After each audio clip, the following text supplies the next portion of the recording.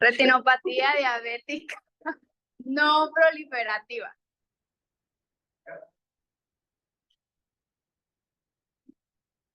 Bien, entonces, la definición, el Ryan lo define como una microangiopatía resultante de los efectos crónicos de la enfermedad y comparte similitudes con las alteraciones microvasculares que van a ocurrir en otros tejidos vulnerables a la diabetes, como son los riñones y los nervios periféricos. Bien, como un poco de epidemiología, pues es la causa número 1 de ceguera en pacientes desde los 25 hasta los 74 años, incluyendo aquí la diabetes tipo 1 y la diabetes tipo 2. Se dice que 3/4 de los pacientes con diabetes mellitus van a presentar una retinopatía diabética en al menos los primeros 15 años de evolución. Sin embargo, estas cifras se están moviendo y están incrementando día a día. Y el factor número 1 en los pacientes que tienen diabetes para presentar esta retinopatía es la hiperglucemia o el mal control de la diabetes. Según el Ryan.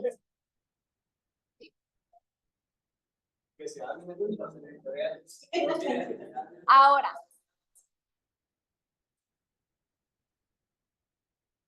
sí, tiene mucho que ver el tiempo de la evolución, pero no puede llegar a ser lo mismo un paciente que apenas tiene 2 años con una retinopatía diabética mal controlada a un paciente que tiene más de 20 o 30 años con una diabetes bien controlada. Podemos llegar a encontrar cambios muchísimo más severos en aquel paciente con 2 años mal controlada en la diabetes que en aquellos pacientes que tienen más de 30 años con una diabetes muy bien controlada.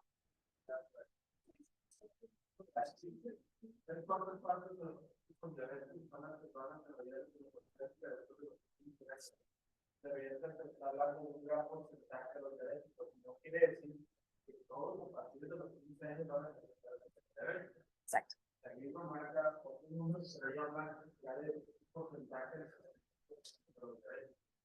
Y otro del instituto va a presentar antes de los 5 años, después de los 5 años. Pero ese es por porcentaje, para que no digan, después de los 15 años, ¿Le das otra, Javi? Bien, en cuanto a las teorías o mecanismos que llegan a desarrollar la retinopatía diabética, tenemos lo principal, la pérdida de los pericitos, que este es el signo más temprano y específico en la retinopatía diabética. Estas células pues van a jugar un papel muy importante en la autorregulación microvascular. Entonces, al momento pues de tener una pérdida de esto, va a empezar a desencadenarse toda una alteración y activa pues una cascada. ¿Le das la siguiente? La aldosa reductasa junto con el factor beta de crecimiento derivado de las plaquetas van a degenerar o van a producir la degeneración de los pericitos. ¿Y cómo se van a dar? Pues hay una alteración de los contactos intracelulares vasculares y un deterioro de la barrera hematorretiniana interna. Posteriormente va a haber dilatación y arrozamiento venoso, va a haber una pérdida de los contactos intracelulares, se van a formar los microaneurismas y va a desencadenar la pérdida de los pericitos. Y en cuanto a los microaneurismas, pues tenemos que es el signo clínico más visible tempranamente en la retinopatía diabética. Tienen una forma de uso o bien de uvas en los capilares. Su tamaño va a variar desde las 25 hasta las 100 micras. Son hipercelulares o acelulares. Son pequeños puntos intrarretinianos que van a estar distribuidos en toda la retina. Y en la autofluorescencia se pueden encontrar como puntos hiperfluorescentes punteados en cantidades variables, que pueden o no tener fuga dependiendo el grado de la retinopatía. Sí, entonces, en esta imagen tenemos pues 2 fotografías de fondo.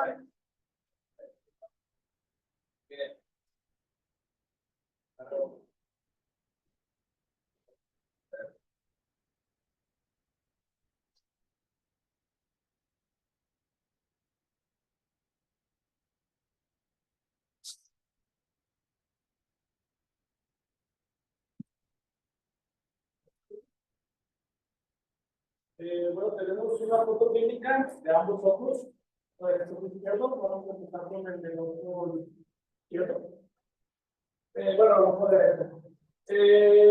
Hay una emergencia de vasos, donde en la arcada vascular encontramos microaneurismas, tanto en la arcada superior como en la arcada inferior.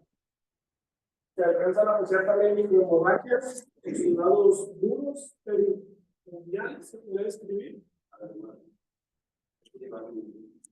Primero, existe uno del ojo, el color del ojo, vale, por ahí, te va a tener Hay una coloración, el nervio óptico se encuentra con una coloración anaranjada, con una excavación aproximadamente de un 4x4, 5x5.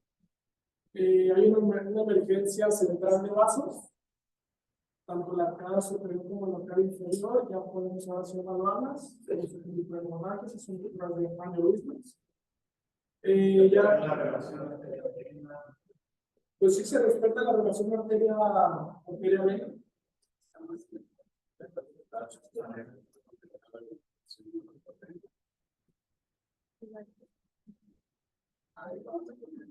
¿No sabemos? Sí.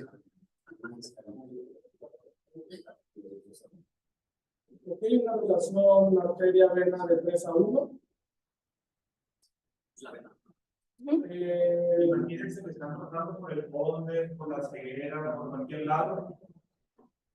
¿Cómo deberían ustedes representarles esta imagen, explicarles esta imagen, no?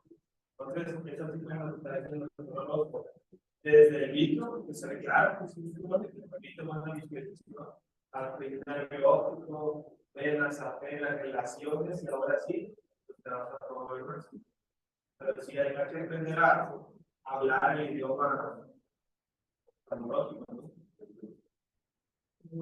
Sí. Hablamos de la relación entre venas,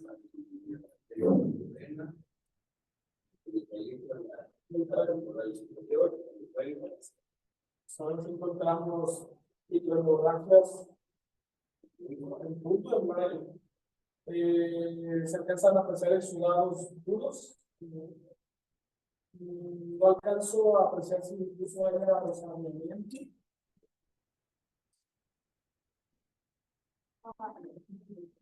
Fíjate cómo cambia la estructura de la vena temporal superior, en ese segundo mínimo 4, volvería a hacer un rodamiento bajo hacia la vena superior. Entonces ya existen las entradas, bien, ya te vas a la Pues el área macular se aprecia, no se aprecian exudados dentro del área macular, se ve una buena coloración de la mácula, se ve dentro del área macular de todo lo que está dentro de esa cara. Bueno, no sé si. Sí, hay áreas de. Entonces, que hay obras, hay obras. Entonces, por ejemplo, hay teorías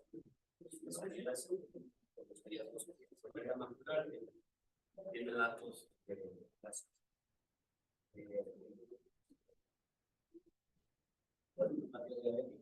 estamos la fobia de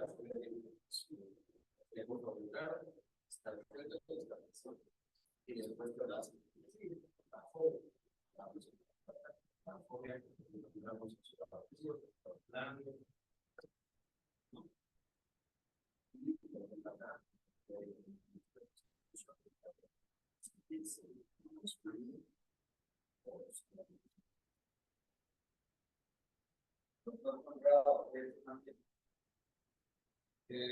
es una anomalía microvascular intervenial. Entonces, siempre que están un nudo para que no se pierdan esas rojo, lado, medio óptico, las arcadas, la zona muscular y luego diferentes que éramos seguido. Por más que no sepas porque cómo se llaman las alteraciones, puedes describirlas. Una cuestión descriptiva en el sentido izquierdo.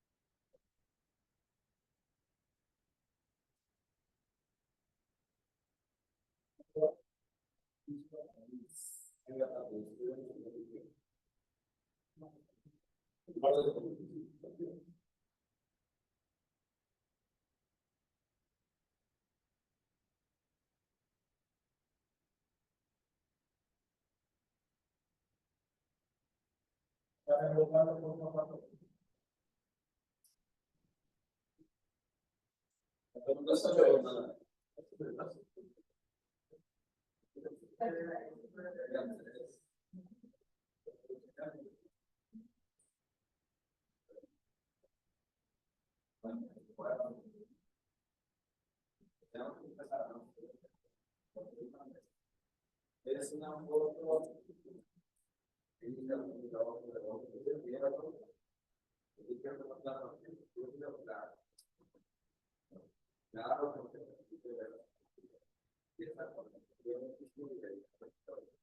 Es un nervio óptico ovalado, cuadrado, redondo, triangular. Un nervio óptico redondo, de bordes regulares, de color azul, rojo, verde, amarillo, amarillo, con una excavación de 3, 4, un anillo alrededor de una emergencia vascular, con una relación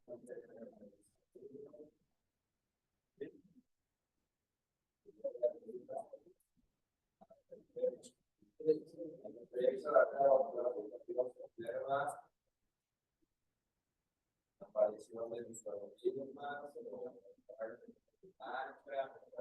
exudado nudo, exudado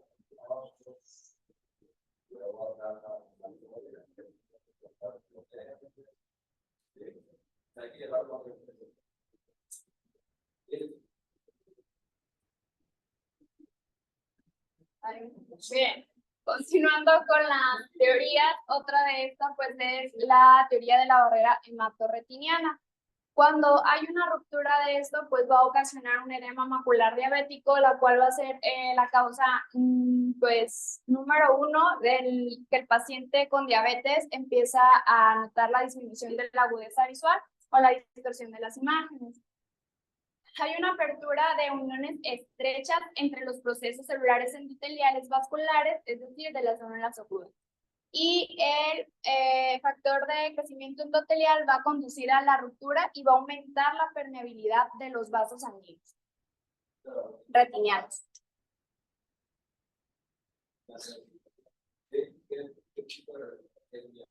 Ahorita tengo más imágenes para ir llevando las clasificaciones. Ajá, para no adelantarnos. Bien. Otra de las teorías es la hiperglicemia. La adhesión de los leucocitos a las paredes de los capilares retinianos van a producir un aumento de la éstasis capilar y por ende van a producir una oclusión, lo cual va a llevar a una hipoxia. ¿Te das otra? Y en cuanto a la aldosa reductasa, pues un aumento de la hiperglicemia va a activar esta vía. Entonces, ¿qué va a pasar con esto?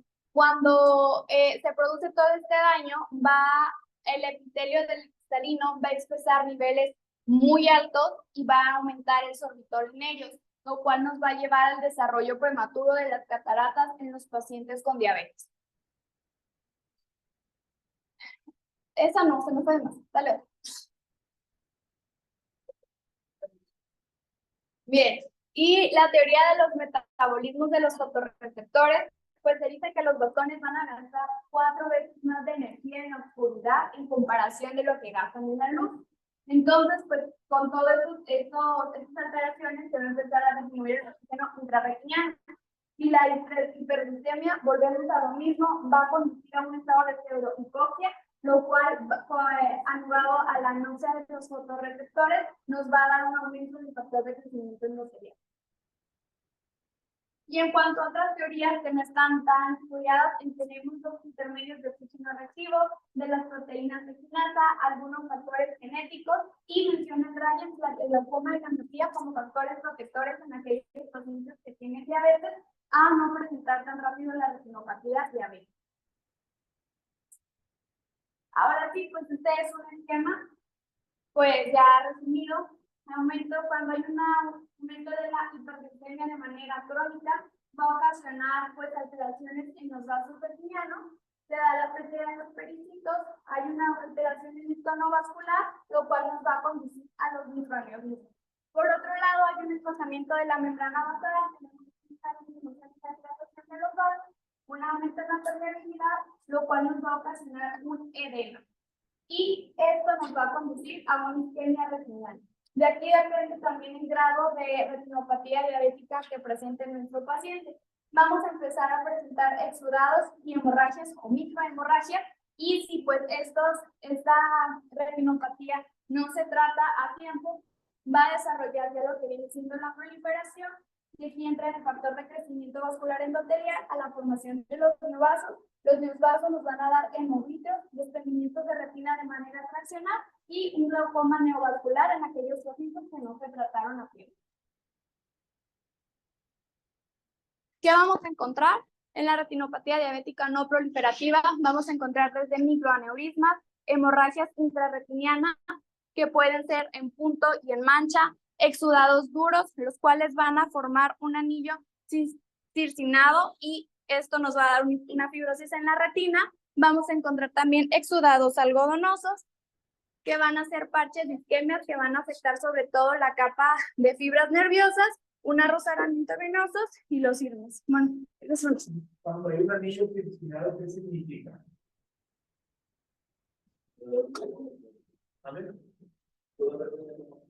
Hay exacto. Hay un macroneurisma, el centro que está provocando edema, y el edema provoca los exhalados duros de la limitación del edema de esta zona, por la retina, es donde van a estar limitando ustedes, poniendo los exhalados duros. Entonces, por eso, ustedes van a ver este patrón circinal, y significa que ahí dentro hay una edema. Aunque se resuelve el edema, puede resolverse también los exhalados duros del patrón circinal. Bien, en cuanto a la clasificación está basada en el Ryan y la encontramos como leve, moderada, severa y muy severa. En la retinopatía diabética leve, no proliferativa, vamos a tener al menos un microaneurismas en algún cuadrante. En la moderada va más de 20 microaneurismas en los 4 cuadrantes, pero menos que los datos de la severa. En la severa vamos a tener la regla 4-2-1 que nos contaba el doctor Javier, con más de 4 microaneurismas en los 4 cuadrantes, tortuosidades venosas en al menos 2 cuadrantes de la retina, irmas en al menos un cuadrante, pero importante, no hay neovasos. Y en la muy severa son 2 o más de esta regla. Ahora, ¿cuál es la diferencia entre un IRMA y un neovaso?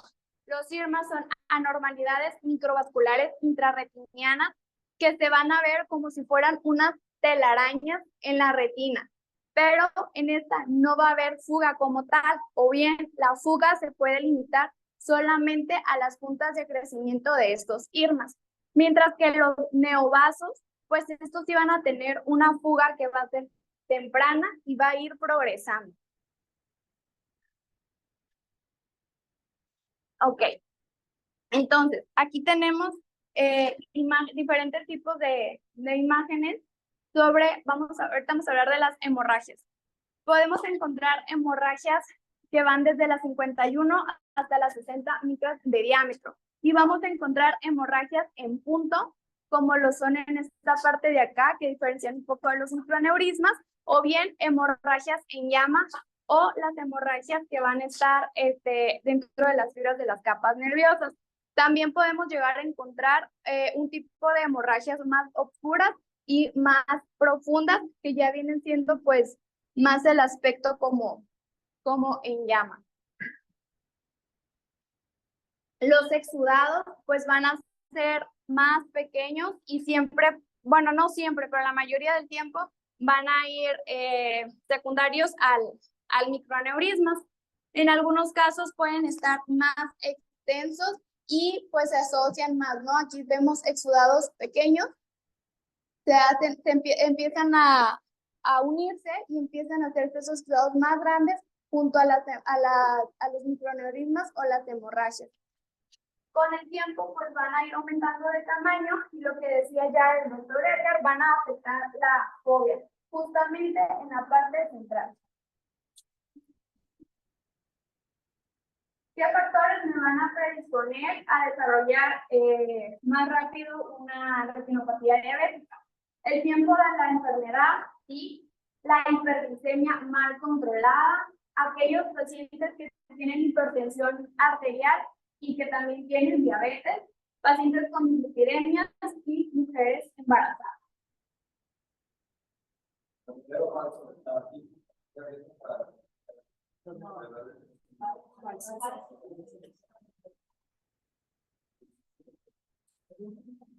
Bien, entonces en estas tres imágenes tenemos una retinopatía leve, una moderada y una severa, no proliferativa.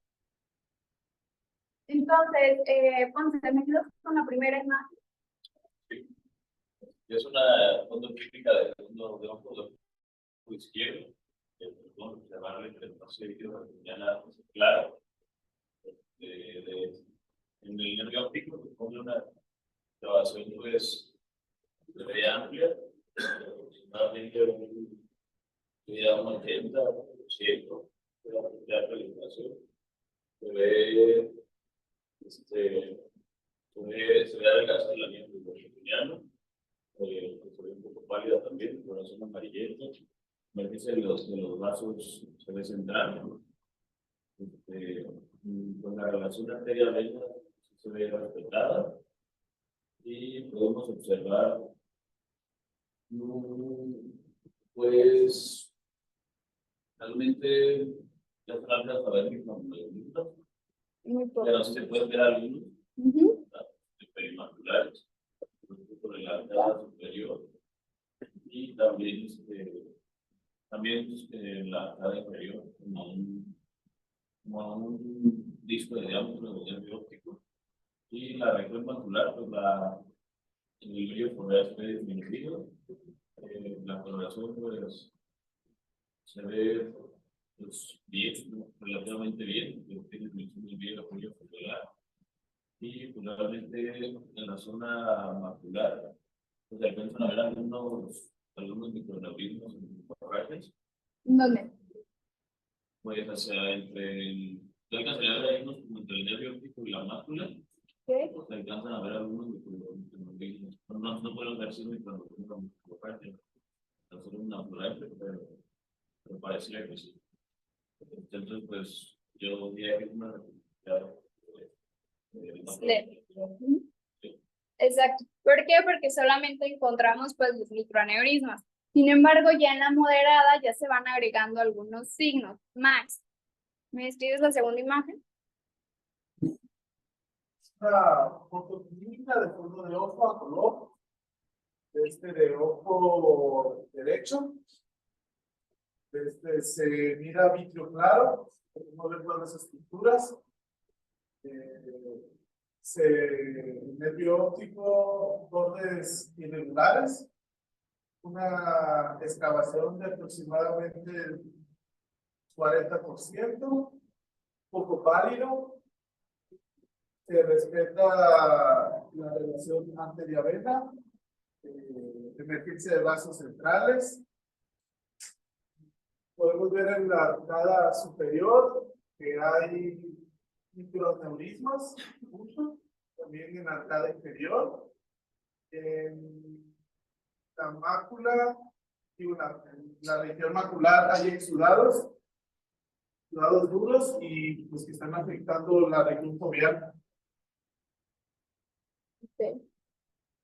Y en la tercera imagen, acá casi no se alcanza a ver muy bien, pero en la parte de acá ya se empiezan a formar los irmas, ¿no? No se ve con mucha nitidez, pero ahí están. Las otras.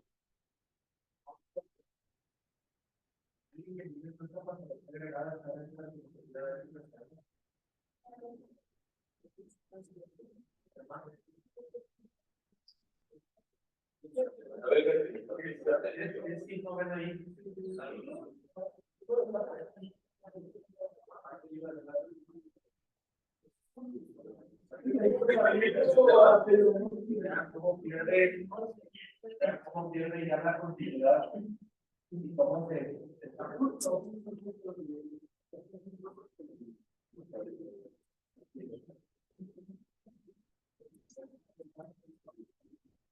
Bien, el edema macular diabético puede estar presente en las retinopatías diabéticas no proliferativas, dependiendo, no tiene nada que ver también el estadio en el que se encuentre. Se han visto retinopatías diabéticas desde moderadas hasta leves con edemas maculares, ¿de acuerdo? Pues va a ser un engrosamiento macular por la hipermeabilidad vascular de la retina. Va a haber formación de quistes intrarretinianos y pues obviamente va a estar involucrada aquí la fovea. ¿Te das otra? Hay una pequeña clasificación del edema macular diabético, aquel que es clínicamente significativo o aquel que no es clínicamente significativo y que lo podemos pasar quizás desapercibido al momento de revisar a nuestro paciente.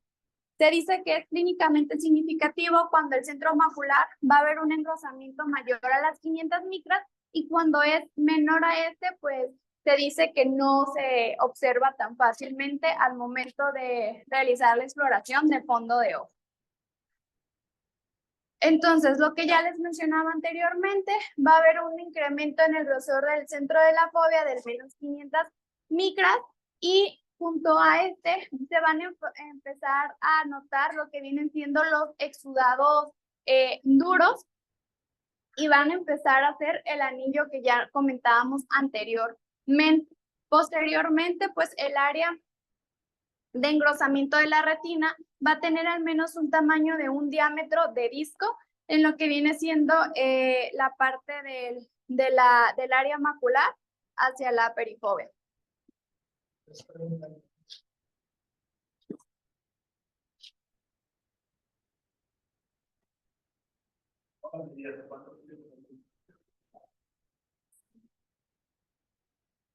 Bien, pues en esta tenemos otras imágenes de las diferentes etapas de las escalas de la retinopatía diabética no proliferativa. Adrián, ¿me ayudas con las primeras dos imágenes? Básicamente ya te está diciendo lo que tiene, entonces. Pues más que nada como a describirlas. O sea, aquí te va dando, o sea, y si quieres ignorar esto, te va dando una escala de la evolución de la retinopatía diabética. Desde no proliferativa, desde un paciente con diabetes que no tiene ningún dato, hasta un paciente que va teniendo datos de leve, moderada, severa.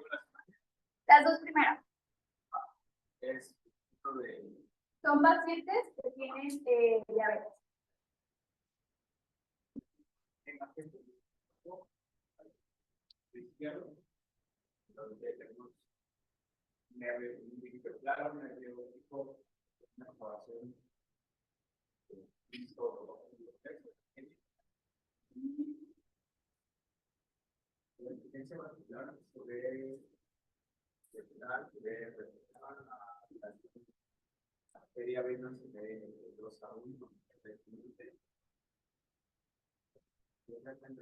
veo en la verdad temporal y yo no veo datos de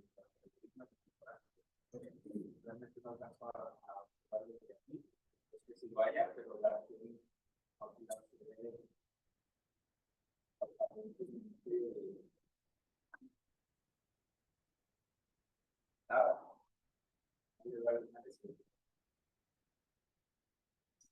la siguiente imagen, pues ya se ve igual una foto de Cuando dio ojo izquierdo, líquido se ve claro, el nervio óptico se ve grande, no está así. No alcanzo a ver bien ahí, pero se ve amplia. La energía vascular que se ve todo, se ve central. La relación arteria-vena parecería que está 2-1 igual. Pero en cuanto a la temporal superior,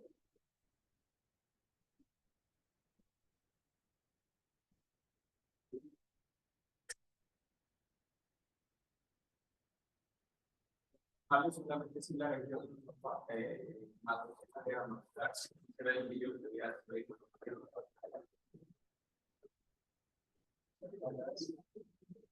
En esta fotografía pareciera como si tuviera alguna otra patología también en conjunto.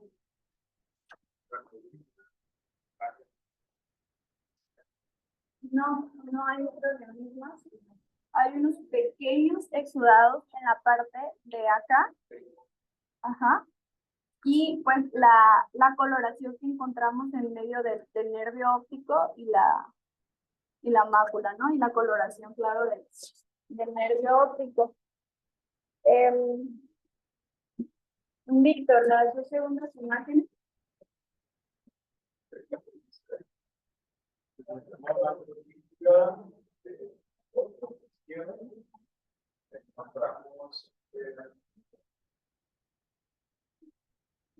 Prácticamente claro, una fotografía por la foto, pero prácticamente claro, con el nervio óptico, con una excavación aparentemente zoológica, digamos, encontramos la parte de la vena, pero ya en la parte vascular encontramos, pareciera el río angular del río, y encontramos exudados perifoviales y boreales también, más que todo en la zona superior. Todo eso pues me alcanzo a ver más detalles y prosigo a la siguiente imagen, igual fotoclínica, el mismo ojo izquierdo, y luego encontramos acá nervio óptico que impresiona un macrodisco grande. Encontramos la relación arteria-vena, pareciera que estuviera alterada, pareciera, y vemos que ya empieza a tener una indicación de vaso, ya más lineal, ¿no? Encontramos también el nervio óptico, se ve más válido, impresiona la instalación, impresiona también elevada, podría ser un 5.8. Vemos el brillo macular aparentemente disminuido, encontramos exudados perifoviales y también con predominancia a la parte superior. Y me impresiona que la parte inferior de la arcada pareciera la parte o podría ser simplemente. Bien, en mi medida con una Una fotoclínica del color de ojo izquierdo.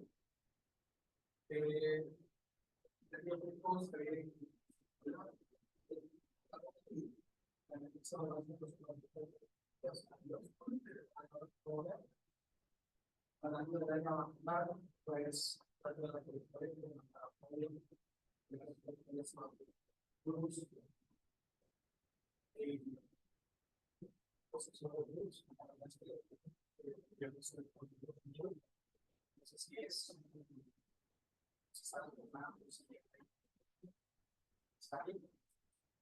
y creo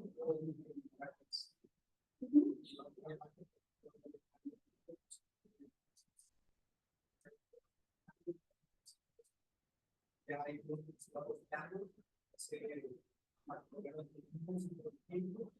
creo que es un momento no sé si es muy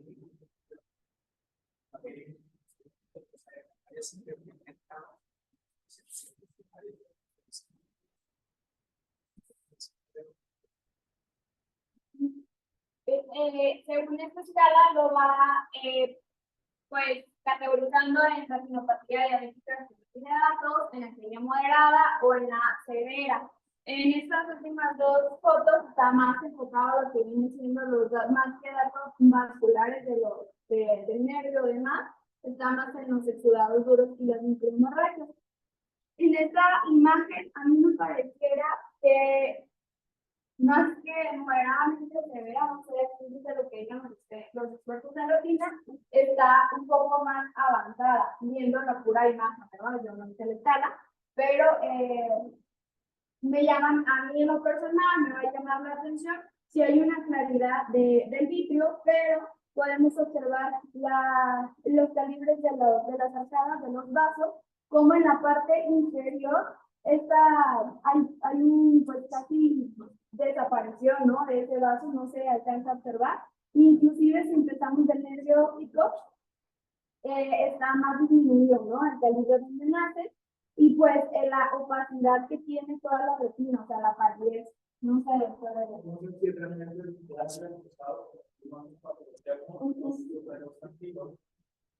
pareciera probablemente de que va a haber un cambio, pero se necesitaría ver realmente los cuatro cuadrantes para poder clasificar realmente si es una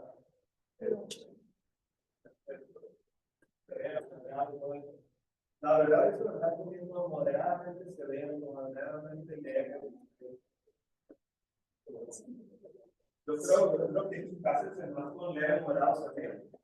Y ya, y lo que yo sí le diría es que más monocular que probablemente tengan en las últimas 2 semanas. En caso de más clasificar la retinopatía diabética proliferativa. Porque, por ejemplo, si tiene la retinopatía diabética proliferativa leve, por un hemovitrio, pues según como fue la mácula, el pronóstico es bueno.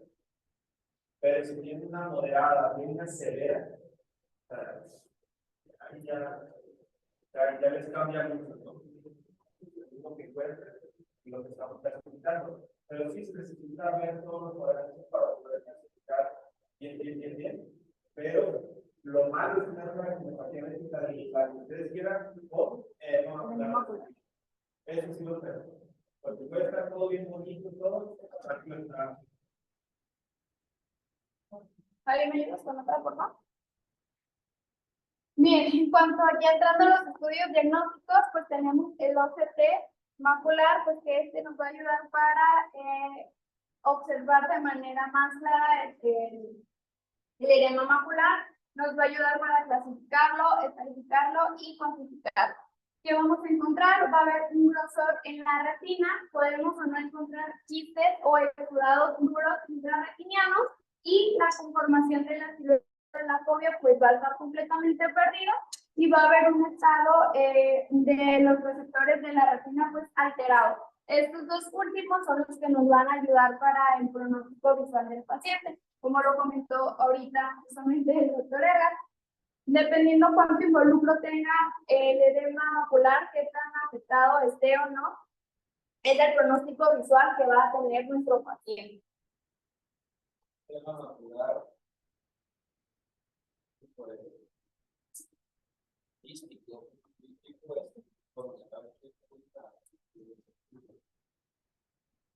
para empezar, ¿cuál es la diferencia entre un escondido y un místico?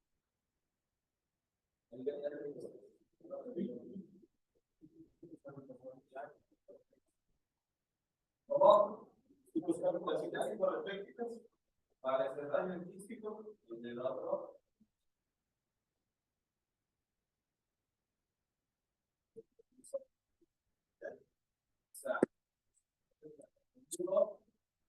Las calibraciones o las capas internas de calibración hiporrefléctica y en la otra son hiperreflécticas.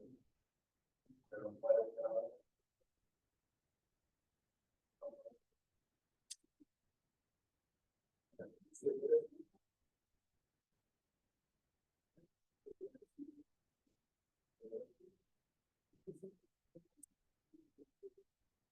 El título de las calificaciones, la aplicación de las capas de van a ser más hiporreolépticas que el resto de las antes. Desde el conforme van a ser listo o listo.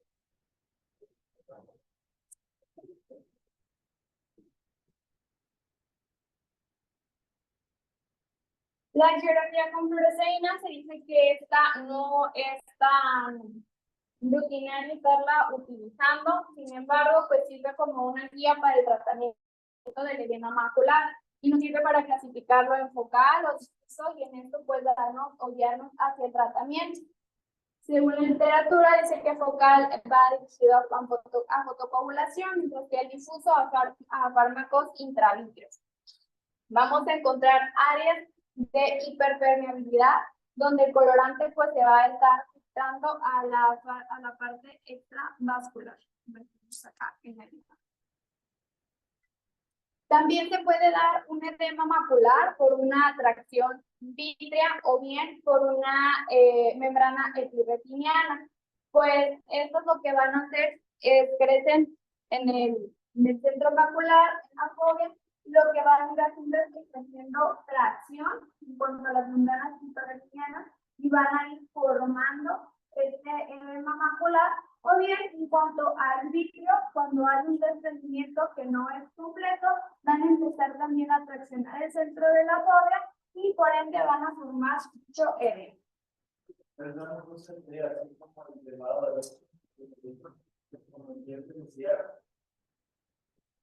Casi siempre o prácticamente siempre hay la presencia de una membrana epirretiniana que está pegando al otro.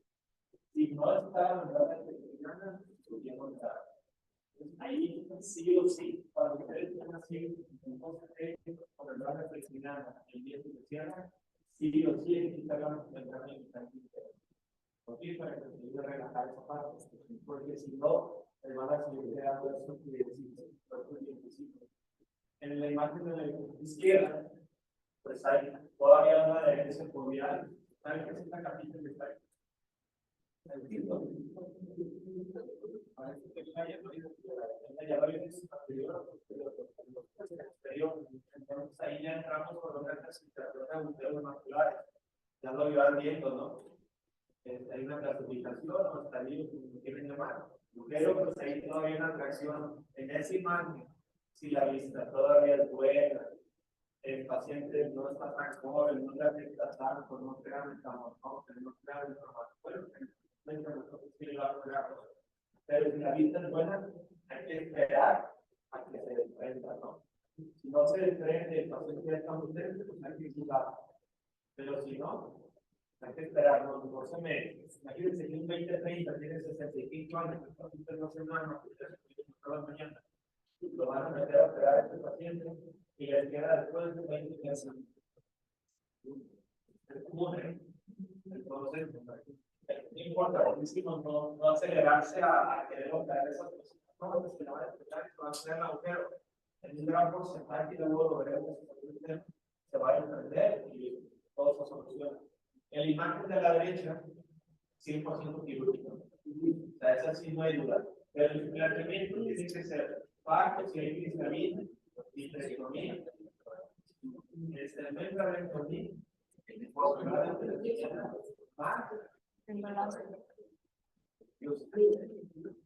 aunque ya las interacciones actuales digan que ya no es 100% necesario que están analizando por el riesgo de daño que se genera.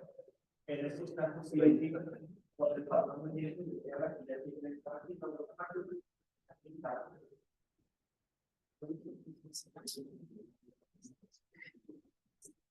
Bien, aquí son más imágenes.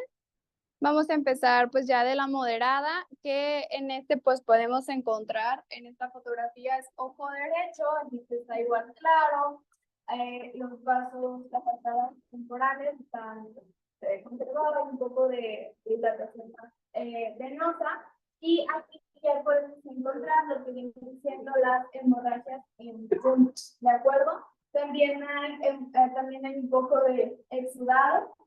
Y en el área macular foveal podemos encontrar unas pequeñas hemorragias, ¿de acuerdo? hay una disminución de este brillo, lo cual nos pudiera llegar a dar una calificación macular. ¿Me das la otra?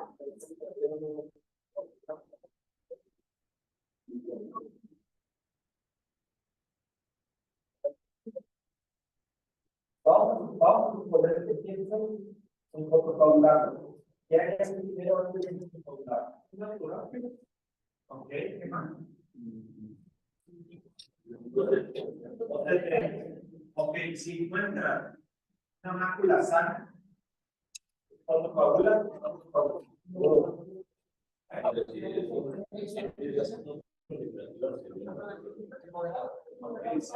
si hay una toma operativa severa, valores de glucosa en sangre, promedio de la velocidad,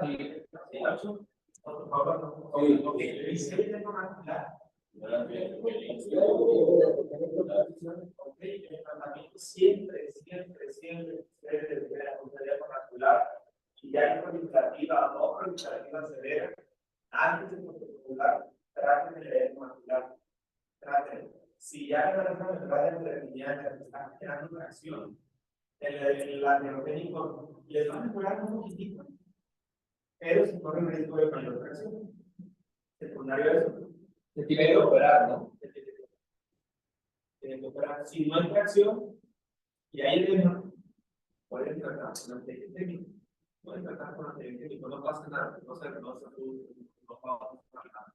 Pero recuerden, siempre primero tratar el edema, después dar el láser.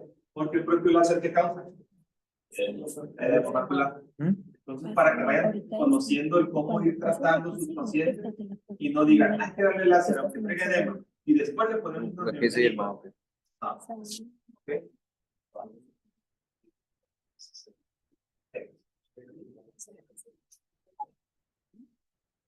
Que las no proliferativas siempre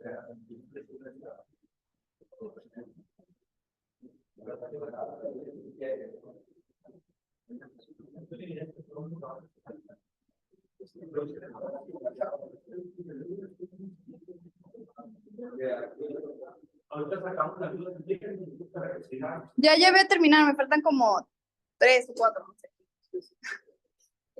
En esta otra imagen, pues hay más hemorragias y hace referencia a que el edema macular ya es más visible, ¿no? Más clínicamente visible. ¿Le das la otra? En la severa, lo que ya comentábamos anteriormente, aquí no hay que esperarnos a que sea una retinopatía diabética proliferativa para tomar la decisión de dar o no dar láser en esa retina. En esta pues ya se consideraría una panfotocoagulación de manera temprana. Tenemos igual 2 imágenes en donde podemos observar en ambas que hay hemorragias en flama y también pues hay evidencia de exudado. En la inferior, pues vemos que también estos exudados están también involucrando el área macular, lo cual están haciendo pues que el edema sea pues mayor. Lo que comentaba el doctor, que hacer primero si poner un intravítrea o dar una fotocoagulación. Le das la otra. En esta otra imagen, pues el edema macular es muchísimo más severo. Obviamente vemos más hemorragias en llama de manera ya difusa por la retina, sobre todo en las arcadas tanto superiores como inferiores, y pues los exudados ya empezaron a formarse formarse como una placa sobre lo que viene siendo la mácula.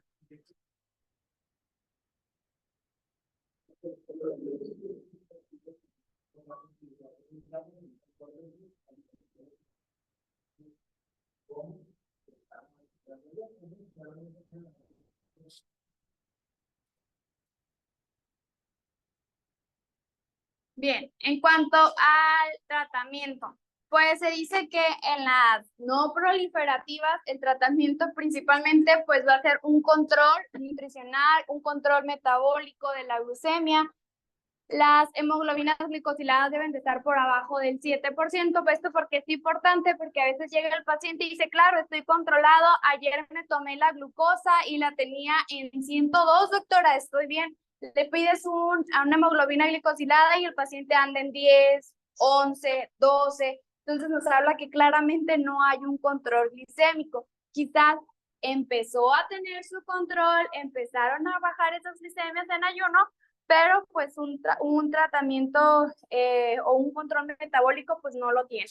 En aquellos pacientes que tienen pues ya dislipidemias hay que tratarlo como tal. ¿Y cuándo valorar al paciente? Según el Ryan dice que el diabetes, pacientes con diabetes mellitus tipo 1 se tienen que hacer la primera revisión en los primeros 5 años del diagnóstico, tenga o no tenga síntomas visuales. En la diabetes tipo 2 al momento del diagnóstico, y en aquellos pacientes que tienen diabetes y ya confirmamos que no tienen datos de una retinopatía diabética y tienen un buen control glicémico, pues las revisiones pueden llegar a ser anuales. ¿Le das otra? Ahora, ¿cómo tratar las complicaciones que me va a desarrollar la retinopatía diabética? El edema macular, pues hay que tratarlo con antiangiogénicos.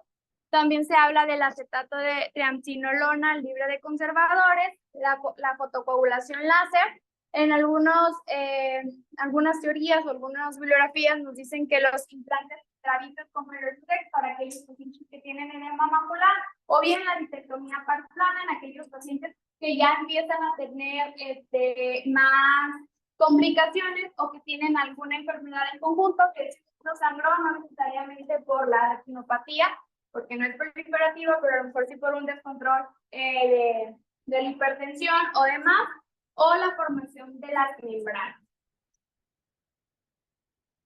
Bien, la retinopatía diabética no proliferativa, que es severa. Aquí lo menciona sin edema, pero puede ser con o sin edema. Bueno, sin edema macular, la primera opción que vamos a tener es fotocoagulación a esa retina. Pues nos va a dar un mayor beneficio, que esa retinopatía pues no progrese a lo proliferativo. Y en aquellos casos, en algunos registros nos dicen que los antigliféridos nos sirven como coadyuvante de la panfotocoagulación.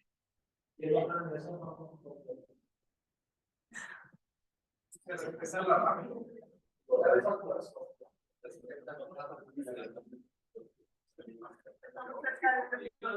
Muy cerca.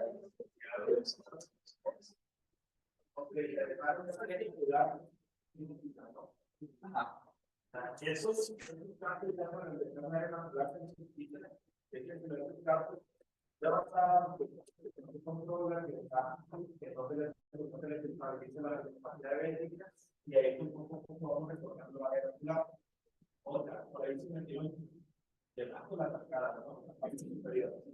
Otra, no respetar para nada alrededor del mundo, porque fue el mismo de casos ya me hizo superior. Y entonces ahí no respetaron nadie, pero no trataron los cubiertos.